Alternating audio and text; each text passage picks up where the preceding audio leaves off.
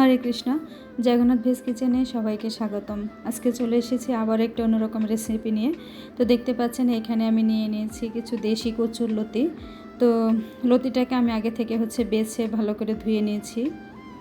এবারে লতিটাকে আমি একটু প্রসেসিং করব। তো তার জন্য প্রথমে আমি দিয়ে দিচ্ছি বেশ খানিকটা লবণ, দিয়ে লতিটাকে ভালো করে একটু মাখিয়ে নিচ্ছি। নিয়ে আমি এটাকে 10 মিনিটের মতো ঢাকা দিয়ে রেখে দিব।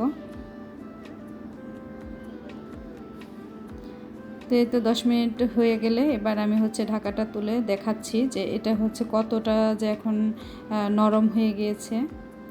এবারে আমি এই লতিটাকে ভালো করে নিংড়ে নিয়ে আরেকটা পাত্রে ট্রান্সফার করব। এতে করে এই লতিতে এক্সট্রা যে গলা ধরা যে ভাবটা সেটা অনেকটাই চলে যাবে, যেহেতু আমি লতিটাকে আর ভাপ দিব না। তো এই তো আমি লতিটাকে ভালো করে নিংড়ে নিয়েছি। দেখুন লতিটা এখন কতটাই নরম হয়ে গিয়েছে। তো এবারে আমার লতিগুলো নিংড়ানো শেষ। দেখুন এখানে কতটা জল বেরিয়েছে, এই এক্সট্রা জলটা আমি ফেলে দিব। এবারে আমি এখানে কিছু ইনগ্রেডিয়েন্টস অ্যাড করব। তো তার জন্য আমি প্রথমে এখানে দিয়ে দিচ্ছি সাদা তিল। এখানে আমি প্রায় 3 টেবিল চামচের মতো তিল নিয়েছি।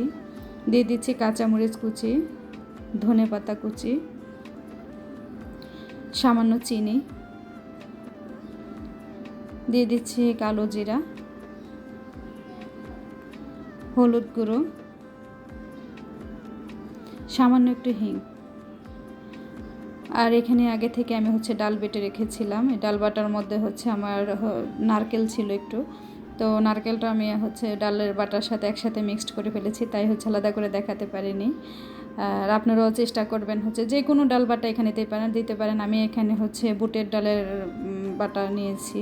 আর এখানে আমি দিয়ে দিচ্ছি কিছুটা নারকেল। তারপর এখানে বাইন্ডিংয়ের জন্য আমি একটু বেসন দিয়ে দিয়েছি। তো আপনারা চাইলে কর্নফ্লাওয়ার কিংবা আটা দিয়ে করতে পারেন। দেখুন এটা মাখার পর এরকম হয়েছে। আমি এখানে কিন্তু এক্সট্রা কোনো লবণ দিইনি, যেহেতু আগে থেকে লবণ মেখে রেখেছিলাম। তো এবারে আমি চুলায় প্যান বসিয়ে দিয়ে তেল গরম করে সেখানে আমি এটা পকোড়ার মতো ভেজে নিচ্ছি। দেখুন কত সুন্দর হয়ে এগুলো দিয়ে দেওয়া হয়েছে। এবারে একটু উল্টে পাল্টে আমি সুন্দর করে ভেজে নিচ্ছি সময় নিয়ে। তো এখানে কিন্তু চুলার আঁচ কিন্তু এত বেশি হিটে রাখা যাবে না, মিডিয়াম টু লো হিটে আমি এটাকে একটু সময় নিয়ে ভেজে নিচ্ছি। বেশি সময় লাগে না, 5 থেকে 6 মিনিট লাগে। তো এই তো দেখুন কত সুন্দর করে এগুলো একটু লাল লাল করে ভেজে নিচ্ছি। তা আপনারাও অবশ্যই বাসায় এইভাবে ট্রাই করবেন। আমি জানি না কেউ এরকম করে আগে কচুর লতি এভাবে খেয়েছেন কি না। তো যদি এরকম করে কেউ আগে থেকে খেয়ে থাকেন কিংবা বাসায় করে থাকেন তাহলে অবশ্যই আমাকে কমেন্টে জানাবেন। আর এরকম যদি বাসায় লতি থাকে তাহলেও কিন্তু এভাবে করবেন, বাসায় করে দেখবেন। গরম ভাতের সাথে কিন্তু খেতে খুবই ভালো লাগে।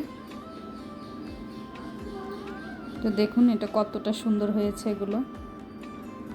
তো যদি ভালো লেগে থাকে আমার এই ভিডিওটা তাহলে অবশ্যই আমাকে লাইক, কমেন্ট, শেয়ার করে দিবেন। আর বাসায় তৈরি করার পর কেমন লেগেছে তাও অবশ্যই আমাকে কমেন্টে জানাবেন।